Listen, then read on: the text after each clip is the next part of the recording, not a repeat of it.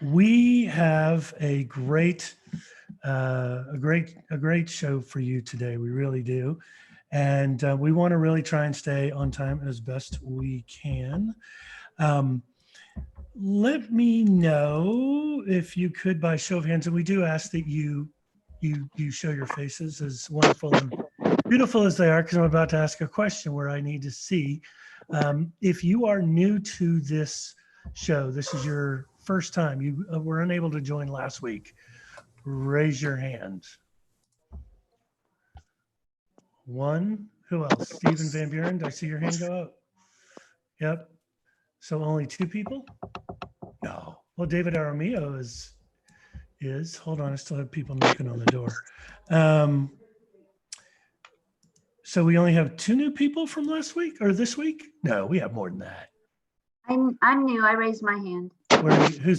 Oh, Cynthia, yes. All right.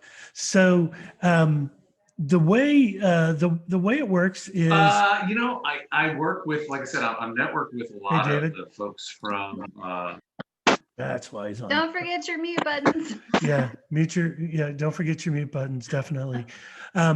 So we're so happy to see you. If you are new, in the chat feature, if you could you please just put your name there to say, say, hi, I'm so-and-so, and this is what I'm looking for.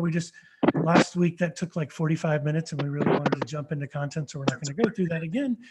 Also, I'd ask that everybody put your LinkedIn URL in the chat box so we can connect and form as a community. We're not going to form a LinkedIn group, probably not going to form a Facebook group, but it's a way for us. We can if you think that would be helpful, but it just depends on how many people are going to be able to address it every day. So, for the future after the 6 weeks, but of course we're all here. But I think go ahead and put your LinkedIn URL there, and we'll go from there. So, Miss Anna. Hi, everybody. I'm so glad you guys have all joined us today. I'm just going to do a real high level kind of how recruiters review resumes.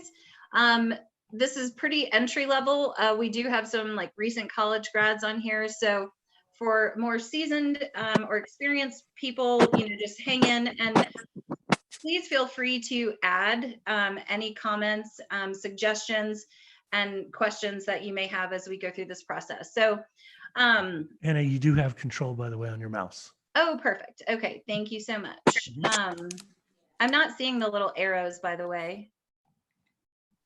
Ooh, hold on. Whoa. Blow up the screen.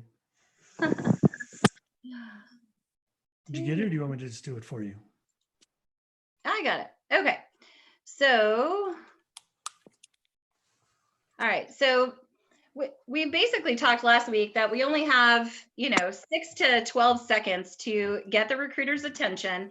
And so I'm just going to share with you a few key things. Can everybody hear me okay? Okay. That I look for. So when I open up a resume, I look at the name.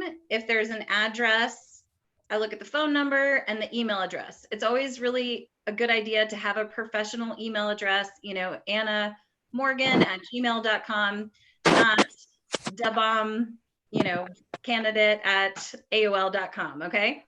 And then I scroll through real quick, top to bottom from a formatting standpoint, and try to gauge, who this person is, what type of industry they're working in, and the position they're applying for. As you can imagine, we get lots of resumes for lots of different positions. So this is just a really fast kind of brain dump that I do as I look over the resumes. And I do look for those keyword searches that align with the job description that I'm sourcing for. So, power words like accomplished, developed, and managed. You don't want to stuff the resume too much with too many of the same words, because that can be a little obvious. But you can tailor your resume to specific job descriptions. And I heard this from another coach recently. She suggested that you pull out the chunks of the job description and put them in a new Word document. And then in front of those essential job functions, type, tell me about a time when.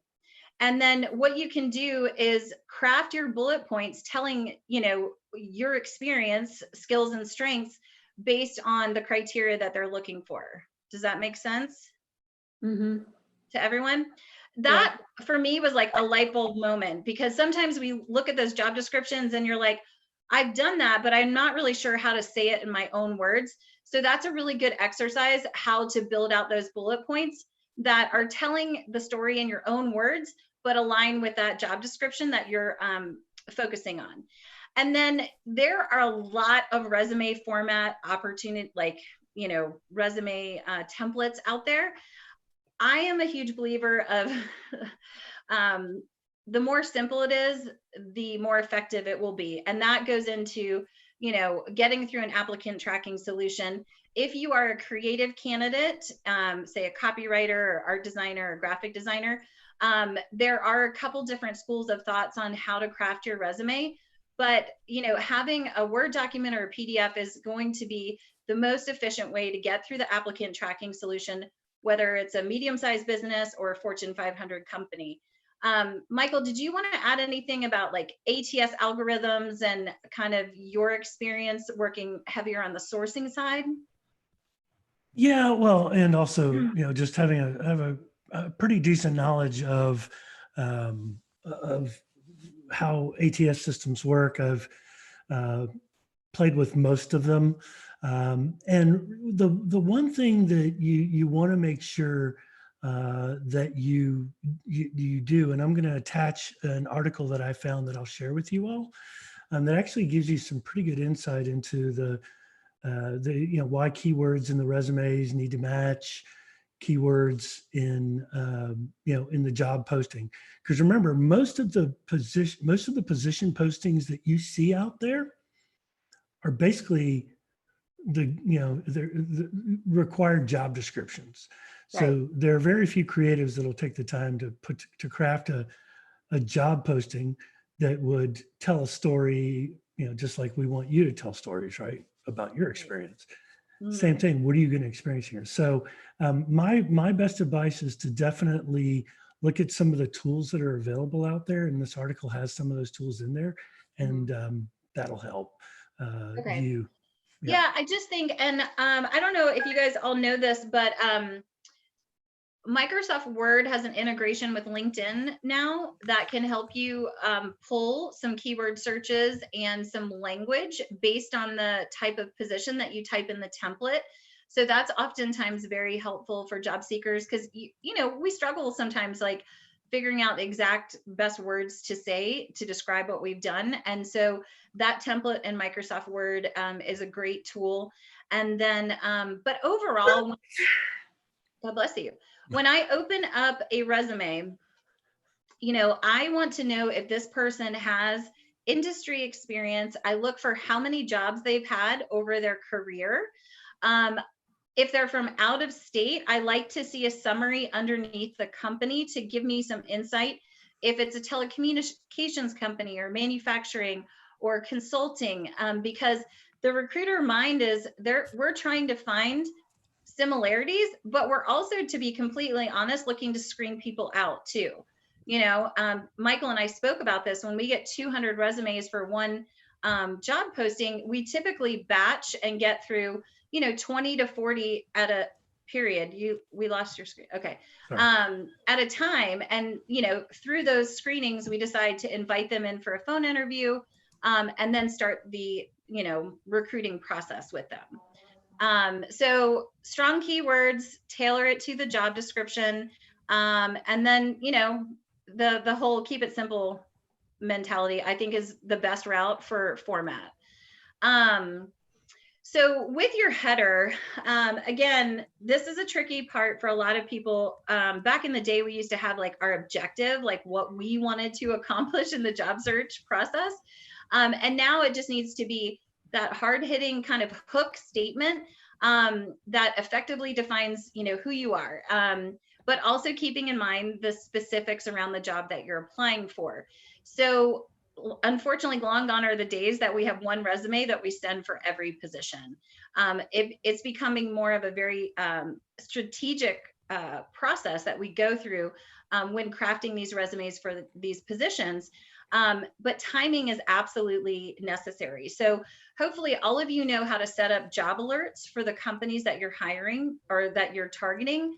And so when that job alert comes in, don't wait. So go ahead and apply for the position sooner than later. Because I can tell you, recruiters, when we're going through 200 resumes, there's a high probability if I get through 75 of them and I have 5 rock star candidates, I'm going to bundle those and send them to the hiring managers. And then I'm going to move on to a different position I'm recruiting for. So I have these other candidates in my pipeline, but I want to get feedback from my hiring managers first. So try to apply early, just like early commenting on LinkedIn, try to apply early. And supposedly the best times to apply for jobs are Wednesday through Sunday. Trying to think.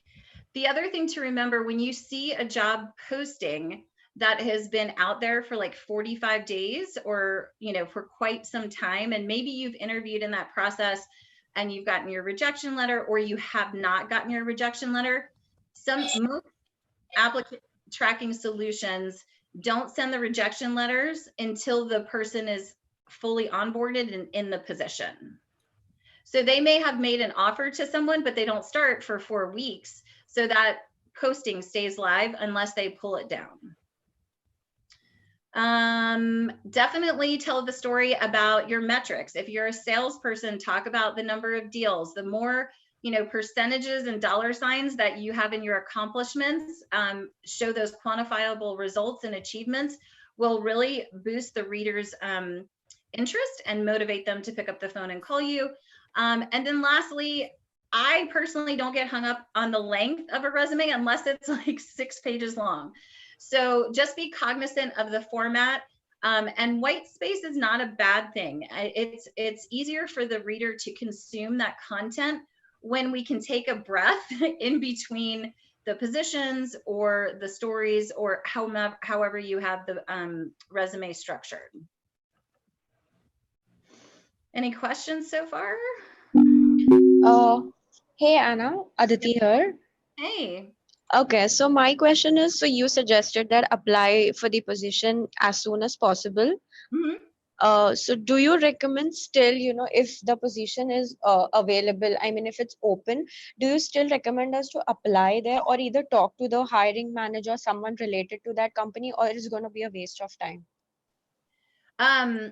So you want to attack this opportunity in a variety of ways. So apply early and quickly.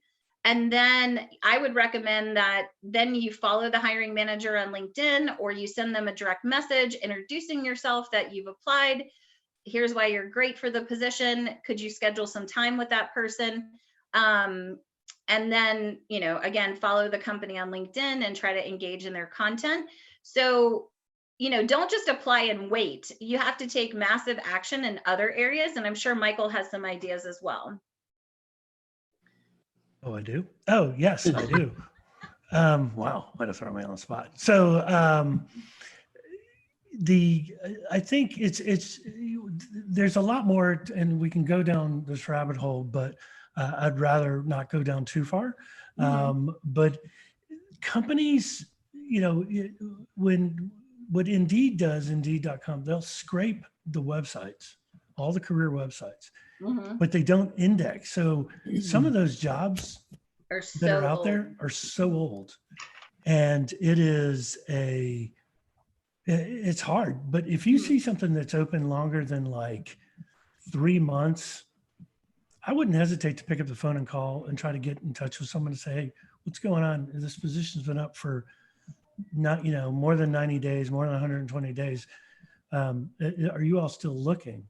Mm-hmm. And if they say, yeah, we actually are, say, well, perfect. I applied whenever I did and would love to talk to you about the opportunity. Mm-hmm. So if they say no, it's closed, just let them know that it's out there and they can try to work with. Don't be afraid to pick up the phone and ask the question. A lot of times too, with companies that hire like multiple core competencies, they may have 3 positions open under one title, They may have filled 2 and just have kept the posting up because they have a 3rd one to fill. So, you know, the key is in the follow-up and all of this. But for today, we're talking, you know, I'm kind of highlighting resumes, do and don'ts, and then cover letters. So people think I'm a little unpopular when it comes to cover letters, but I'm going to be totally honest with you that I rarely read them.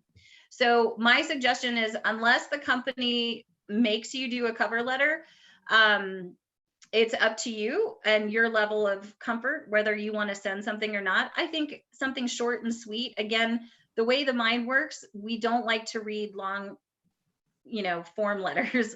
It's just They all short. say the same thing. Right. And you're basically going, you want to kind of introduce them into your resume, but you don't want to repeat what they're going to see in the resume.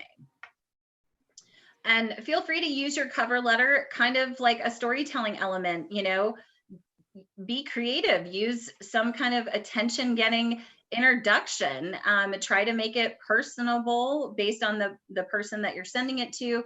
And I would love to hear other people's feedback with the cover letters, what have worked for them or have not. But I know personally, as a recruiter, we're moving so fast, like I go right to the meat of the resume. So I hope that doesn't upset anyone. No, I think it's good. Okay. What questions? I'd like to add to what you said, Anna. I find I have like this love-hate relationship with cover letters because They have to be exceptional to get my attention. yeah, and really applying for a job right now, well, not even now, like in general, applying for a job takes time. You know, you want to send the right resume. For example, in my case, I have a lot of experience in education, and I'm trying to make like this, I don't call it so much like a transition as a sidestep, because I've been building up my resume in technology. I did a coding boot camp. So I'm trying to take my skills and focus them into a tech company. And I feel like if I spend the time on tailoring my resume to, you know, that training position at a tech company, if I'm going to spend another hour and a half on a cover letter, it's just overwhelming. It's too much. 100%. That's what I'm saying. Like, you know, timing is everything in recruiting. I'm going to say that again. Timing is everything in recruiting, being in the right place at the right time. So don't overthink it. You know, being a job seeker, period, now pandemic or not, is an overwhelming experience, and honor what your bandwidth is, you know. And like I said, unless the application process like makes you put a cover letter in there, you know, you don't have to. You can introduce yourself to that person in another way, through social or a direct email.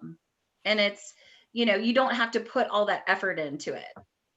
Would it be possible for you and Michael to talk a little bit about that strategy of like an alternative to that? If I'm going to take, for example, an hour and a half to craft a cover letter, how could I use that same hour and a half to engage with a recruiter, hiring manager, VP of whatever, on LinkedIn or emails? Like, I know. So it's a better use of your time. That's a better use of your time. Okay, so could you talk a little bit more, give us some tips on how to do that? Oh, we will. Don't you worry. Okay. There's going to be a whole session dedicated to networking in a couple of we have weeks. a really exciting announcement at the end of this. Like, well, but we have we also, you know, we got 4 more sessions after this. We have 4 more sessions. So, you know, really the focus of the 6-week series is to just start building foundations, like we don't want to try to cover all of this in one, you know, session.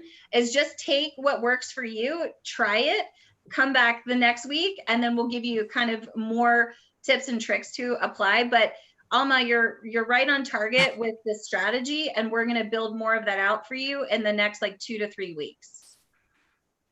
Did anybody else have any thoughts about cover letters? Yeah, and I've had like Alma, I've had a love-hate relationship with them as well. But right now I'm in the middle of a career transition, and I feel like I need to use the cover letter to explain how my skills are transferable to the industry I'm trying to get into. What level, like are you career-wise? Are you like a C-suite or senior No, manager? just Associate level? It says it to its left, account manager, I can't multitask. which Greg, that is kick ass. I love that. I got to give Chris Savage the credit for that. So Oh, did he? That's yeah. funny. I can't see it, but It's basically his contact information. fantastic. Hey, I had this idea. If I make somebody make me a mask, I'm gonna put like Anna Morgan, your career's best friend, and like wear that out, and then people can ask me. Okay, So awesome. like personal branding masks. Oh God. I have to chime in also Okay. about transitioning. I've had to make a career transition because of hearing impairment. I am no longer able to do phone support. And I've had to go on falling back on my prior skills of graphic development and so forth. Even though my resume doesn't go back that far, I'm having to sit there and figure out how to still make it where my resume grabs their attention for the positions I do want or can do, Mhm. rather than it's so that way I won't have to necessarily do a cover letter. Right. So was there a And question, that has Tegan? been a challenge. Sorry. So was there a question in there, Tegan? It sounded more like a statement, but I just wanted to make sure we Well, answered. that, yes, but is there a way to craft some of your prior positions, because they did have some of those elements in there that could be transferred to the position that you're looking for? Got it. You want that, or you want me? Anna? You're talking, you run with it. Okay.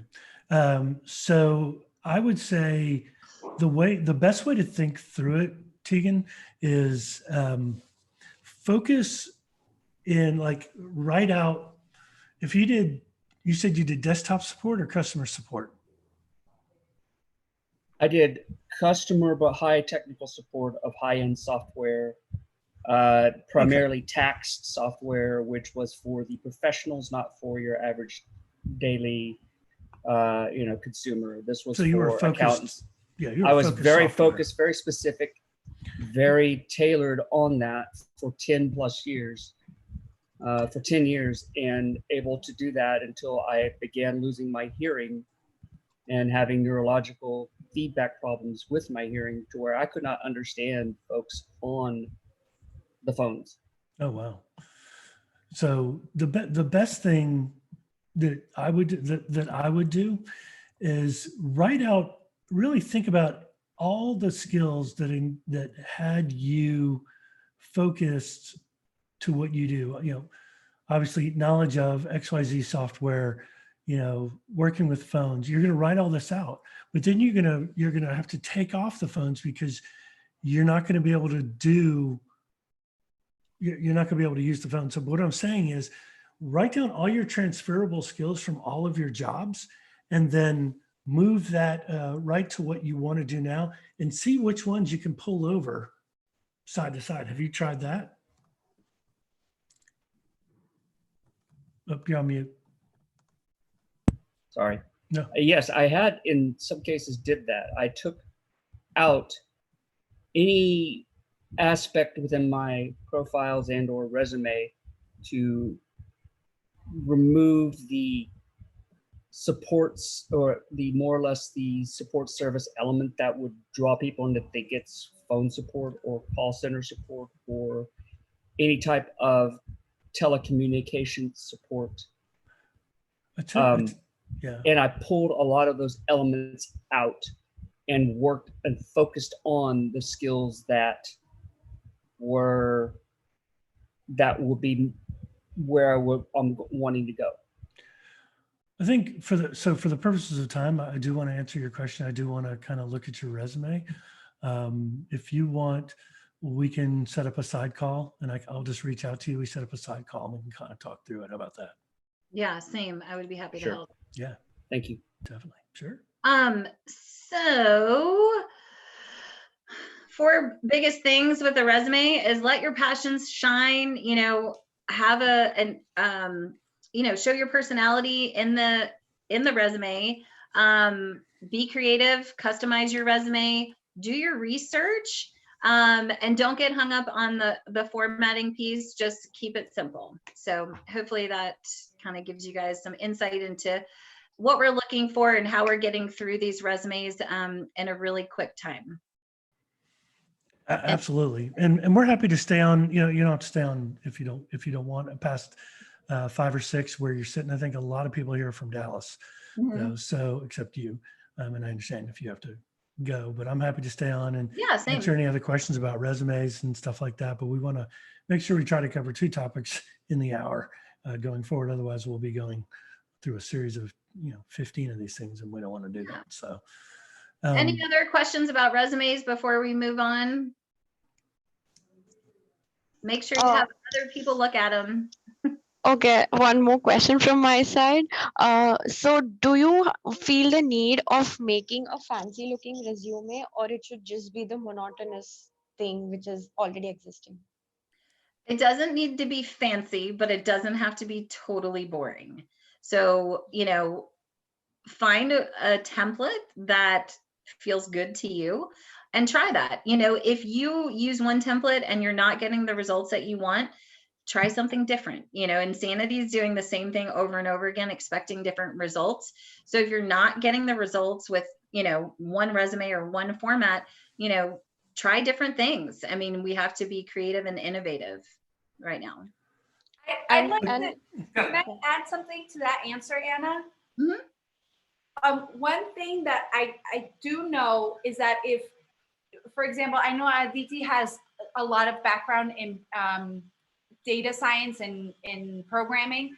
When you have like really technical skills with a lot of programming languages, right? From my understanding, it's really important to put that like there, like in the first half of the resume. So I think people who are looking for roles as software engineers, programmers, data scientists, their format might be a little bit different, but it's a really good idea for you to look at the resumes of people who have a little bit more experience to see how they do it. Absolutely. And that was actually something that Michael talked with his group about last night, and is something that we're going to elaborate on a little bit more later in the series on kind of that strategy. So great suggestion. I mean, go out there and find people that have the job that you want, or that is a little bit above you, and see if you can, get some suggestions from them. Look at the companies, what their profile and their resume looked like before they got hired, because that'll be an indication that that company likes that kind of profile. And then there was one other thing I was going to say, and it just went poof. So I'll turn it over to Michael now. All right. Can't remember. Well, if you do, just shout it out. It's all good. Thank you. We're easy going. Yeah. All right. Nice job, Anna. Thank you very much. All right. So we're going to talk about the second half here. In the second half, we're going to talk about the importance of creating a plan and kind of what's the high level overview of what that includes. This is the core of when I consult job seekers. This is the core of my selling point, and I do it a lot differently than some of the other folks. So, because I'm not a resume writer, I have people that I can farm that out to. But it's a part of the services. But I can look at formatting and look for results. And if I was a recruiter, would I want to pick up the phone and call you and say, hey, let's have an interview? So, but let's talk about this a little bit. So, let's talk about the truth, right? Here we are as job seekers. It's such a pain in the butt. I mean, having been in HR for 25, 30 years, recruiting, all that. I mean, I've been a victim of mergers, layoffs, reductions in force, all kinds of things. And it is just a very challenging, stressful, emotional roller coaster. And so, look, you're going to have those good days and bad days, but here's what you need to do. In order to have a successful job search, you see the three points right there. If you don't know yourself and you don't know what you're really looking for, you're gonna be in a job search for a while. So the key is, and part of the truth, and this does lead into what we're going to talk about here, is you got to know yourself. You got to love yourself and embrace who you are and embrace what your superpowers are.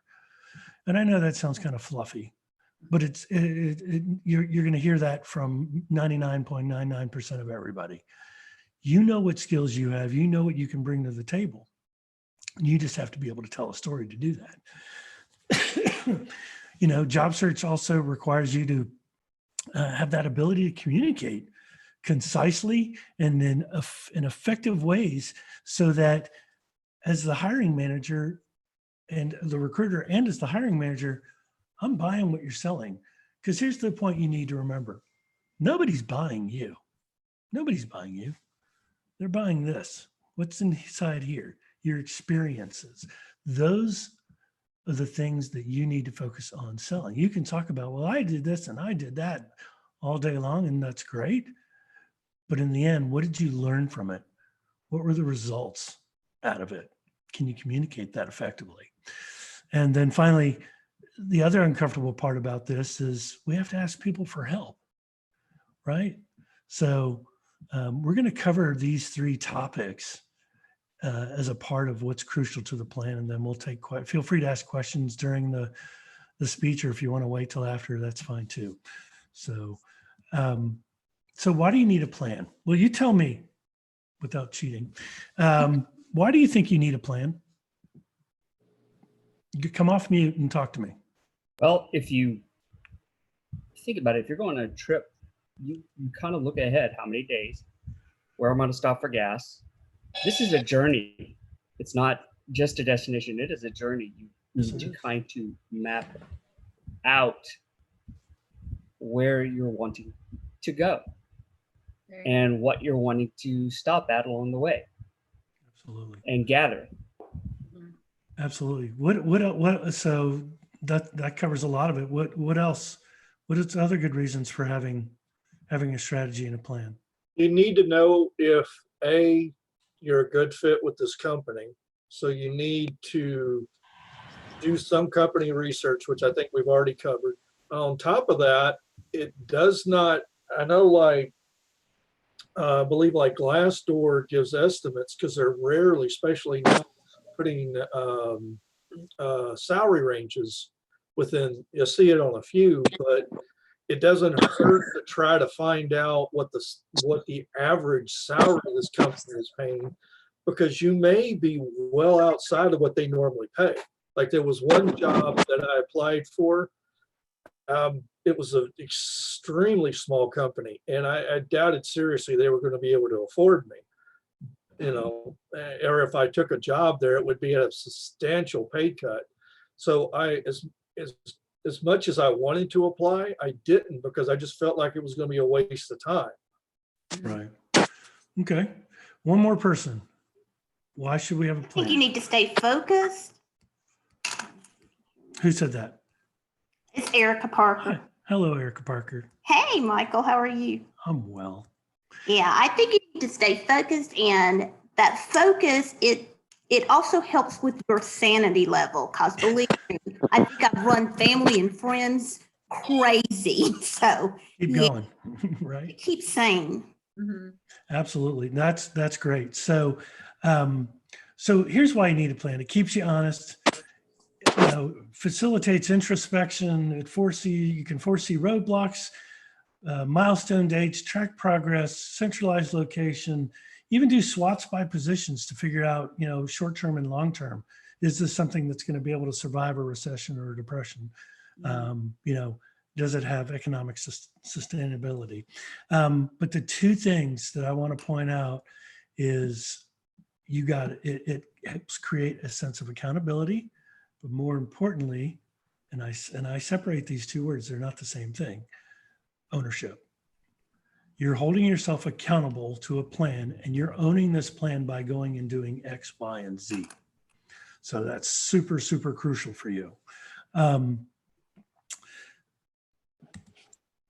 So what are some of the components of the plan? Well, first off, let's start with the story, because this is the most important part, right? So Katie Clemens, who's a big TEDx speaker, said, to let ourselves be deeply seen by others, we need to deeply see ourselves first. And we have to start with self-love. And we do. And that's hard to do when you're sitting there and you're doing you're writing out things and you're really going in deep to say, here's all the skill sets that I have. Even going back to, I wouldn't, your first job out of high school or college is what I would focus on, and then come forward, right? So, but you got to have a story on that.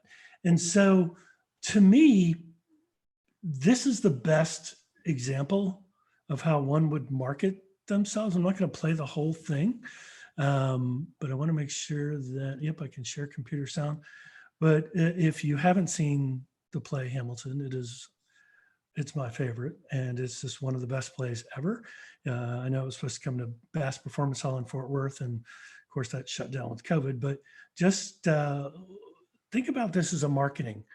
And I'm not saying you have to rap and you have to sing to the people you're networking with, unless you want to. People do crazy stuff all the time. You have to be memorable. So you got to be memorable, but we can save that for video content on that discussion. So just listen to the first several verses here. Hold on, let me see, make sure. Can you hear that? Can you hear that? How does a bastard, orphan, son of a whore and a Scotsman, dropped in the middle of a forgotten spot in the Caribbean? So here he's telling his story, grow up and he's to confident. Be a hero and a scholar. Of course, that's Raymond Burr. Founded father without a father, got a lot farther Ironside, but Aaron Burr. By being a lot smarter, by being a self-starter. By 14, they placed him in charge of a trading charter. And every day while slaves were being slaughtered and carted away across the waves, he struggled and kept his guard up. Inside he was longing for something. All right, so in the story of obviously Hamilton, this is the opening song. So the audience gets a sense for who this gentleman is. And only by, most people say, oh, Alexander Hamilton, he's on the, two things about him. He's on the $10 bill and he died in a duel, but he did so much more. And the whole thing tells the story. But the point is, you have to almost think like that. All right, been in the business, been in the business X amount of years. I've done this, I've done, or here's what I've accomplished. And these are your 30-second, your 1 minute, 2 minute pitches. And so it's super important that when you are labeling out your skills and your accomplishments of what you accomplished at each of your positions throughout your career, then you start looking, you put them in a word cloud and see online, put all that down on a computer, copy and paste it, put it on a word cloud and see what stands out. And now you start to begin to craft your story. And so this is just kind of a high level overview, but I just thought that was a good example. So let's practice. Some of you have been in a job search for a while. Some of you are new, so I won't pick on the newbies, but here, I want to listen to two stories.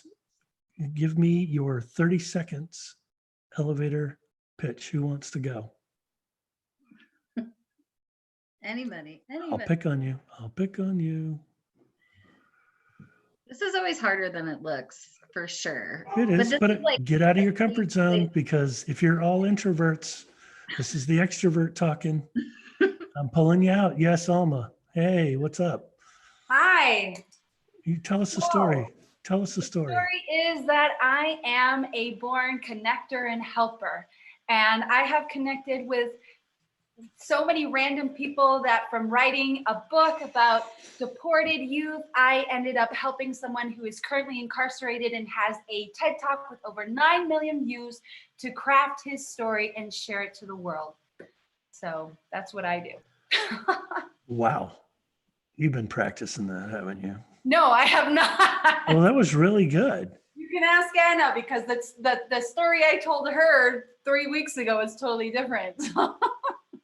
Yeah. Nice. There's Nice. progress there.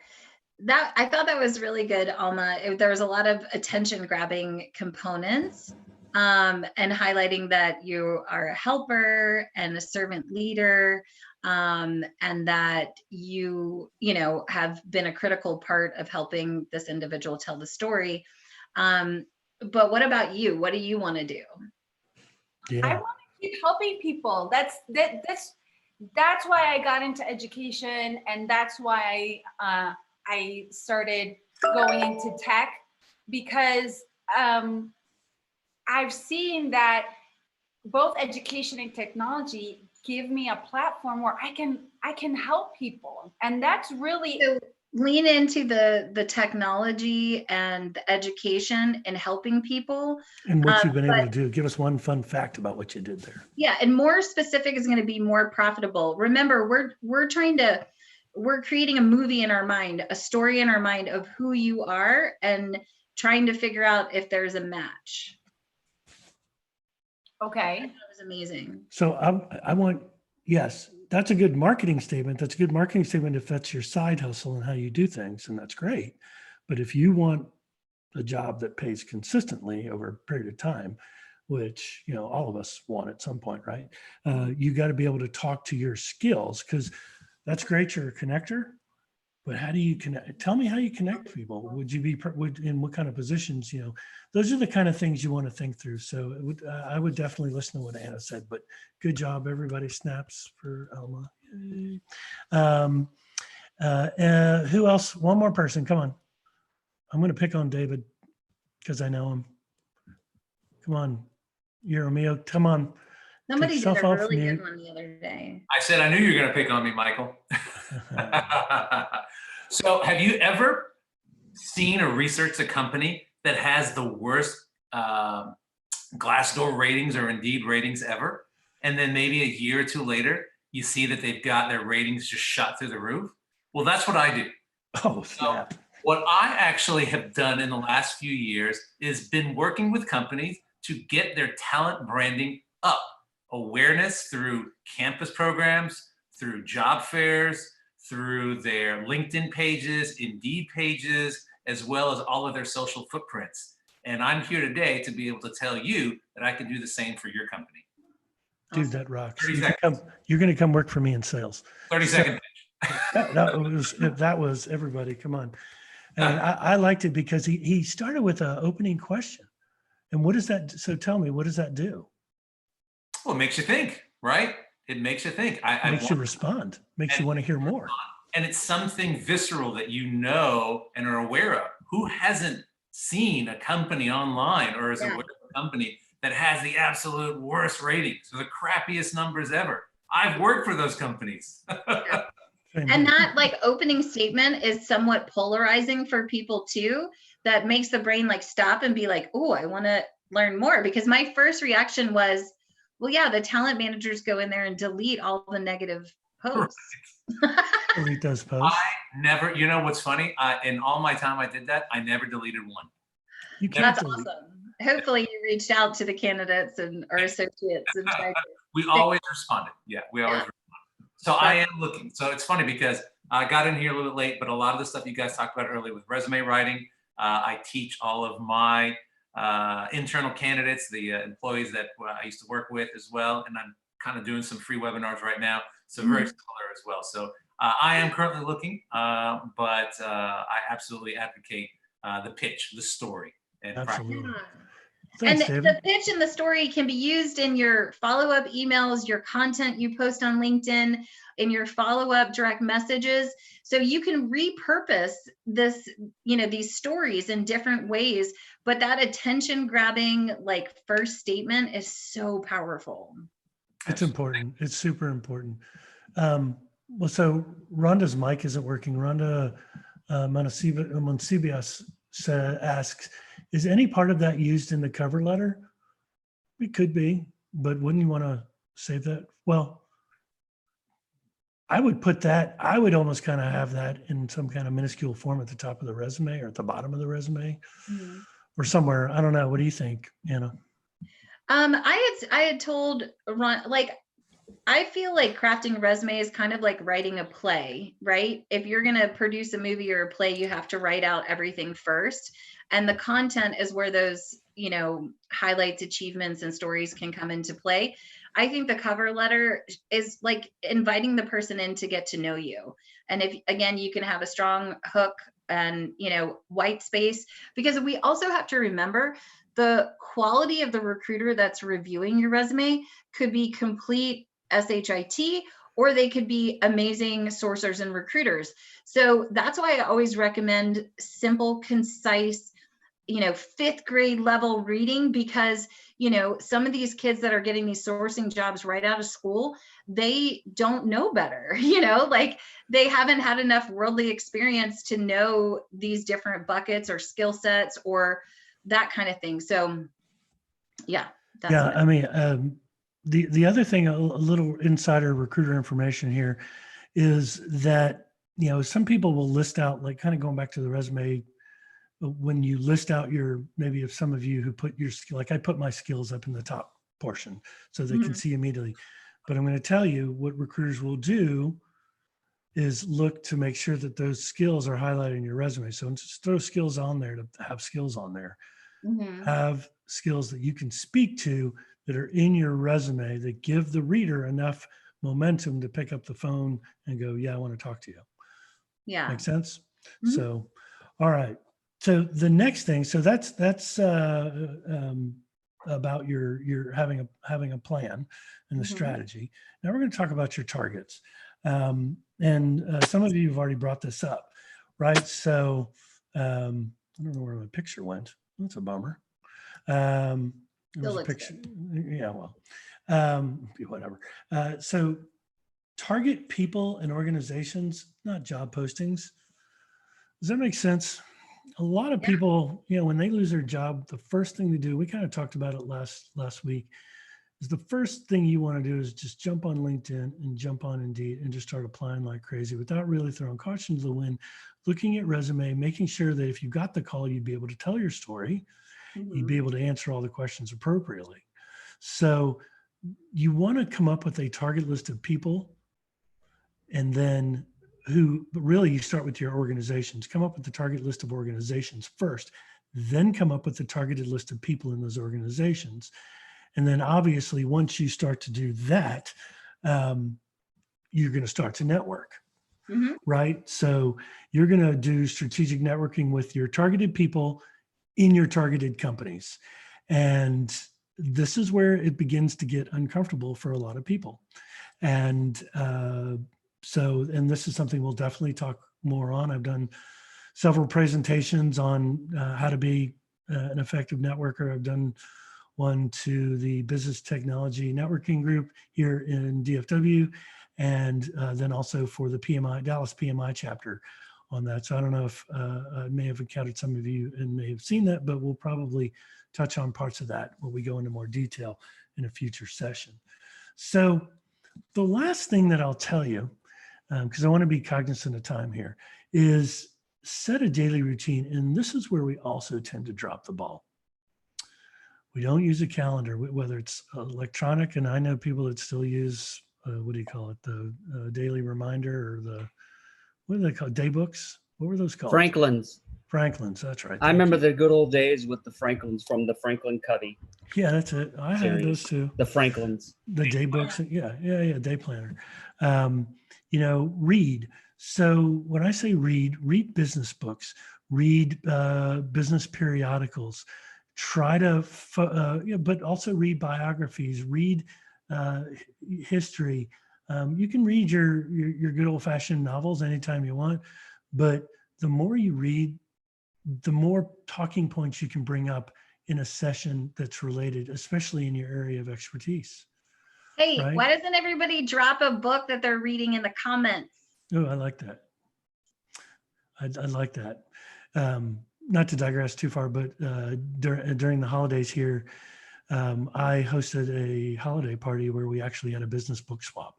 Everybody brought their favorite business book and put it out there as to why they felt it was their favorite thing and why it was helped. So So yeah, put that's a good idea, Anna. Thank you. The physical exercise on a daily basis, just even if it's a walk around the block twice a day, or mental exercise, meditating in the morning and afternoon, a little bit of both will really help you stretch a long way. And you're going to calendar all these things in. So, but then, so, you know, it just depends on when you want to exercise. I prefer to exercise in the morning or by lunch, and then I'm good to go. Research news feeds about the company, your target organizations, set time to engage and network with people on LinkedIn, and then networking calls. And then the other thing is to, you know, share content, engage. So when I say engage, that's share articles, share job seeking points or anything that you find helpful. Tag people by doing the Shift 2 key and start typing their name and they should pop up, especially it's just real easy. So, and then if you can see down at the bottom, keep a journal. Totally. Keep a journal of what you accomplished. As who said it? I can't. Somebody said it's the marathon.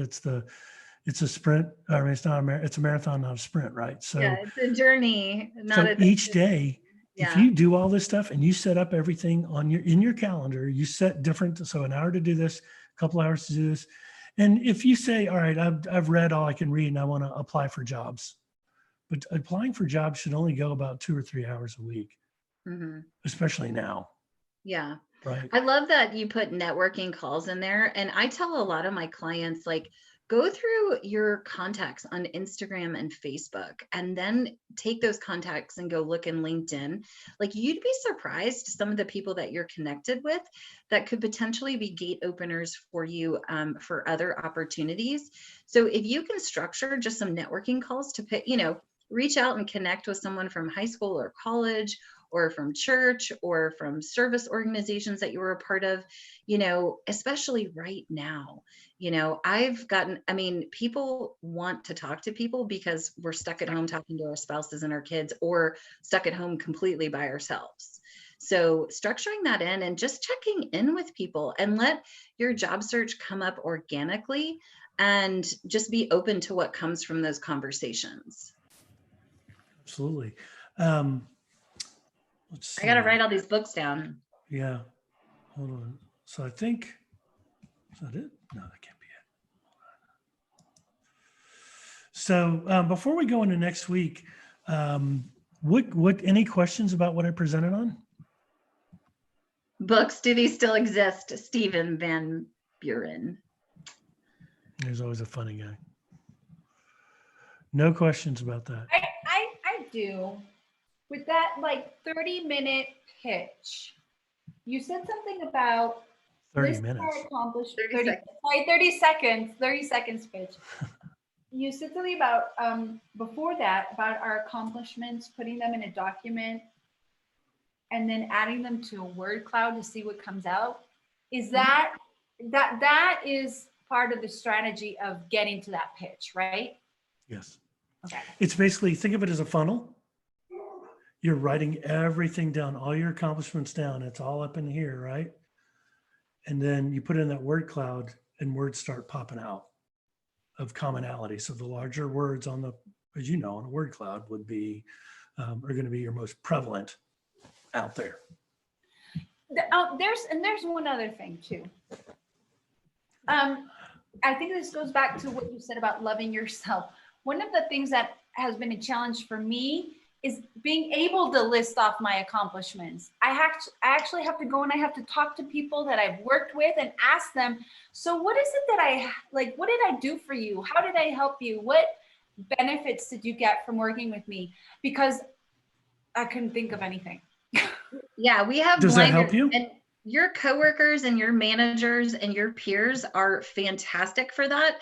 And that's what, David, Michael, myself are also good for, as far as seeing things in you that you can't see in yourselves. Because sometimes we have those blockers, but in our jobs, it's always important to keep track of our accomplishments. Okay. All right. that answer your question? Yeah. Thanks. Well, I'm so glad you're here. Well, we're glad you're here. So anybody else? This is David. I had a quick question. I might have missed this at the beginning because I had you guys on mute. I was on a separate call. But when you were talking about the resumes, I'm kind of curious what your thoughts are on length of the resume. More than 2 pages? Are you fans of it or not? I see statistics that say over half of recruiters don't want a resume longer than 2 pages. Personally, I've read thousands of them, and I usually get bored after about the 3rd page. But again, it depends on the nature of the position, type of thing is what I suggest. But I'm kind of curious, Michael or Anna, what your guys' take is on that. Yeah, I basically said don't get too hung up on the length. I think 2 to 3 pages, 3 is kind of the sweet number. Because I'm going to generalize. Most recruiters are super ADD, and we're going to look at the core competencies, the address, the industries, the education, and we're going to make a decision, right? And if I'm flipping through 7 pages, I'm going to be like, oh my gosh, like word vomit. Like I can't, if they're vomiting on their paper, are they going to come in the office and throw up on us in the same way? So, sometimes less is more. And I think, 1 to 3 pages is acceptable. Gotcha. Yeah, I'll say no more than 2 pages. I'm like you, David. I get tired head after about Yeah, but if 1.5 pages. Like I'm working with a VP of merchandising right now with 20 plus years of experience. I mean, his font is like this big and there's no white space in it. And it's completely like overwhelming to look at. And that's when recruiters are like, whoa. And, so if you have to space it out a little bit for a 3rd page, that's half, like, I don't think that's a deal breaker personally. So at least you can breathe as you're reading through the resume. It reminds me of a person that's keeps talking and not breathing in those types of resumes that are super concise. Yeah, I mean, I've gotten a 10-page resume before, and when I got it, I'm like, why? I mean, that took a lot of time and a lot, So as you can see from the recruiters that are on the call, and I don't know if, where'd she go? Lynn Ray, is he Lynn or still? Joy today. Joy's not on today, but Lynn must have gone. But as you all saw in an announcement, Lynn landed a job. She's going to be an HR generalist at I'm here. Oh, hey. Hi. Congratulations. We're so Thank happy for you. you. That's awesome. That's the stuff we want to see. So Lynn, you've done recruiting. What's how many pages do you like? I mean, you see, I know what you look at because I looked at the same thing, but what do you think? Yeah, no more than 2 pages for sure. Yeah. Okay. Yeah. Anna, it's okay. I'm a little more flexible. Anna, it's okay. You're wrong, but it's okay. I'm kidding. Yeah. I'm kidding. And that's the interesting thing. Each recruiter has different opinions and different thoughts. And you have different levels of skill, skill set and training. So keep it simple. Absolutely. My philosophy's always been if you've got a long resume, if it's 3, 4, 5, 6 pages long, you got to make that first page attractive enough for me to want to go to the next page, right? Because if I've got a job requisition that's got 200 candidates, I'm not going to go through every single resume page, right? So if yours is long, you better make it worthwhile on that first page for me to want to go, oh, I wonder what this person did on the 2nd, the 3rd page. Right. Well, and the other thing to that is, and we'll wrap up with this, is that, everybody wants to be able to make the best first impression, and it starts with the resume, right? Looks clean, spell check, grammar, formatting, all the same. Mm-hmm. But think about it this way. If you put out a 3 or 4 page resume, that means you're just you're trying to tell me everything to try to comes off as desperate, and you're trying to sell yourself way too much. What are you going to talk about in the interview? They've already read it. So that's why I go with 2 pages. Yeah, and we'll get into this next week about LinkedIn and how LinkedIn your profile shouldn't look like your resume. So are you going to make our announcement? Yeah. You want me to make it? So yeah, next week's going to be interesting. So what we thought we'd do is bring in a special guest, and instead of listening to us blab on, Anna and I have a very good common friend by the name of Judy Fox. So JUDIFOX, and you should definitely connect with her on LinkedIn. She's going to come and talk about formatting your profile for your job search so that you can be recognized by recruiters. And she's coached me, she's coached Anna, she's amazing. So we're really, really super excited to have her on. Yeah. And we're going to be focusing on just optimizing your profile for your job search, because LinkedIn, as we all know, has so much depth to it. I mean, I went through a 12-week coaching session with her. I never thought there were all these ins and outs about it. So be thinking of that in regards to your profile. Like, do a little mini audit of your profile and come with questions next week. And no doubt you all will be blown away. She has so many great nuggets to share with this group, and we're really excited that she's willing to come on and be of service and show up for all of you. So please spread the word and invite your friends and share the link, and we'll keep expanding on this as the weeks go by. So tell them, Anna, what happens after Judy presents in the first half hour? What happens in the second half hour? Then we just have a conversation. You know, this is about building community. There is strength in numbers. The community is where the magic happens, the networking, the showing up for each other in social capacities. So again, you know, do your little audit, come with questions, and then let us know if there's other burning desires that you have around your job search. You can also send them to Michael or I ahead of time to our email addresses, and we can cover some of that as well. Yeah, and you know, so Alma, to your question about networking, you can say, we're not going to spend it. You know, we are going to have a full session on it, but we're happy to answer questions, and I want this to be more participative. Where, you know, I appreciate everybody being on mute, but I want everyone to try to contribute to this. This is something that we're doing for you, so that you can obviously create connections and meet people here and share your experiences of why that worked or didn't work. And I think it's good to share some of the secrets that you've been through as you're going on this journey. So Anna, put your email in the chat. Sure, will do. And I'll do mine here. And can I ask a question? yes, you just did. I connected with Judy Fox a while ago, and I know she's active on LinkedIn. I never, ever, ever see her activity. So I don't know if this is a question to ask you or we should ask her. What is going on with that? It happens to me too.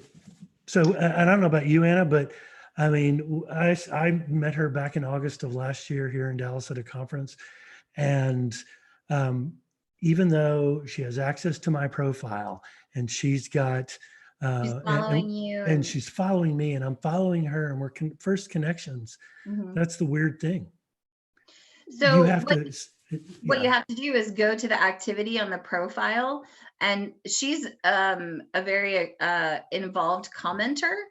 She started putting up a little bit more content recently, but my suggestion for that, for someone that just like you would target your ideal hiring manager, is check their activity on their profile a couple days a week. I mean, it might feel a little bit like professional stalking, but this is how we start nourishing relationships and showing up as an authority on the platform. And that's where she'll go into more of that. Yeah, and also your targeted people and your targeted organizations, you go visit their profiles. When you first go to it, look to see how often, like if you go to activity and click post, you can see the last time they posted and kind of look at the pattern of how often they post. And, you know, if you see something interesting, you can share a post and tag that specific person that you're trying to build engagement and relationship with by sharing that. So those are some good That's things. the tricky thing about the algorithm. I think the more active you are on the platform with content and commenting and engaging, and then if it recognizes you going to that profile frequently, it'll be more likely to show up in your feed. But that's just kind of a glitchy thing, I think, with the platform. You could tell us a little bit more. Yeah. So, Michael? yeah. Hello? Hello. Just a quick question. It sounded like earlier you had mentioned some kind of a tip, F2 or something like that. and tagging people. Oh, it's the shift two. So it's the shift and then hitting the 2 button on your computer. And then here, I'll show you. Or you can just do the @ and type their name in it. Yeah, That's but the yeah. simple way for me. Hold on, let me bring I didn't even know LinkedIn. that. If you guys need to drop, completely get it.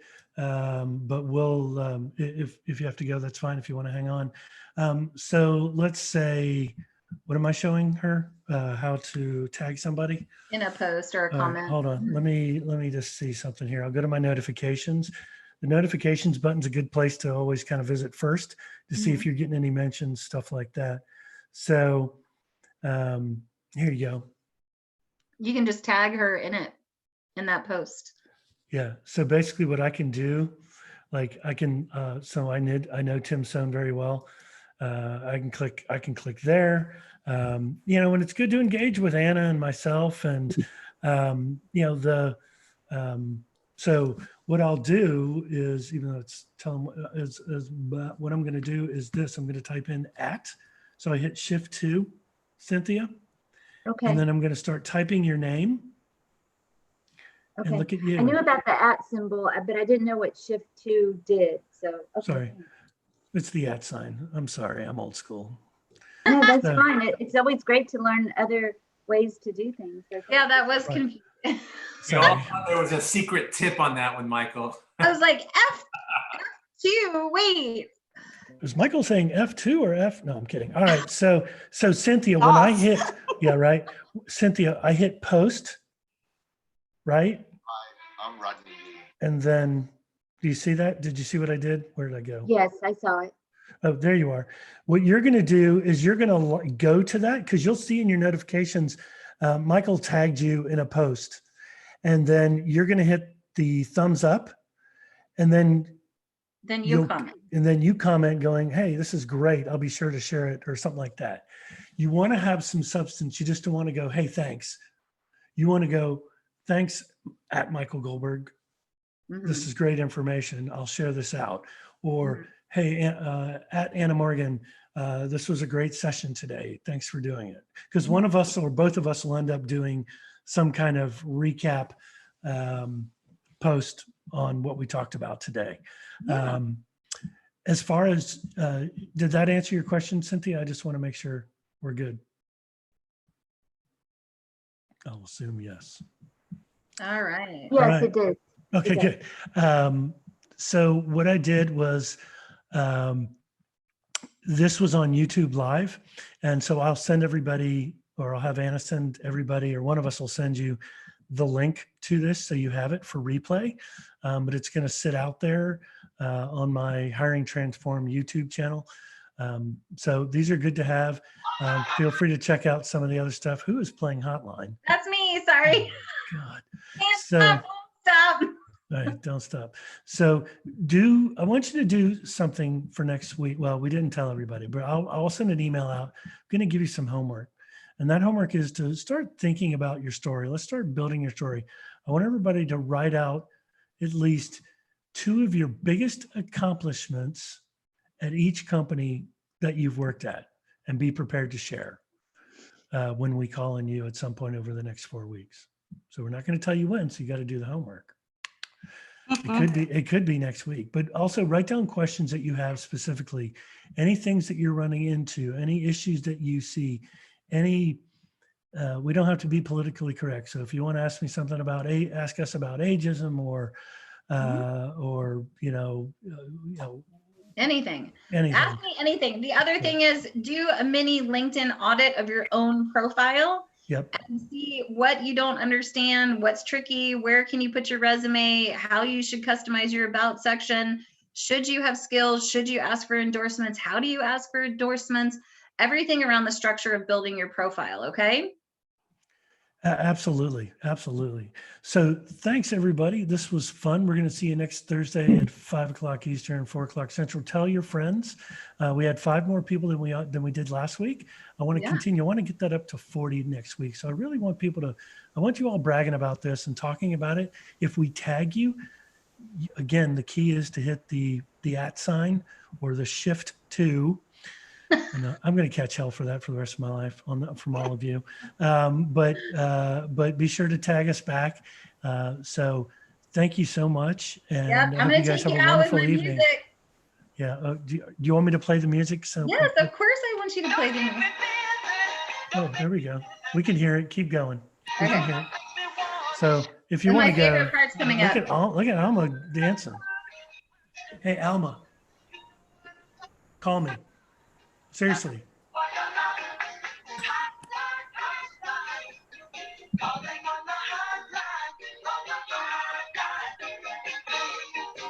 Okay.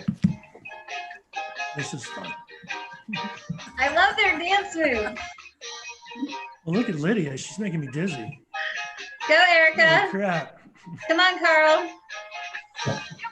Yeah, Catan. Ling, ling, ling. Let's get Kemper. your phones ringing, people. Kemper, I want to see you dance. Let's go. Line. Oh, there you go. Tegan, you love it. I know you do. Tegan, definitely. Carl. Aldi, Lydia, I love it.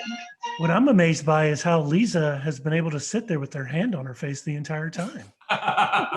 And so perfectly still. I don't understand. It's almost like we're looking at a picture. Right? You think?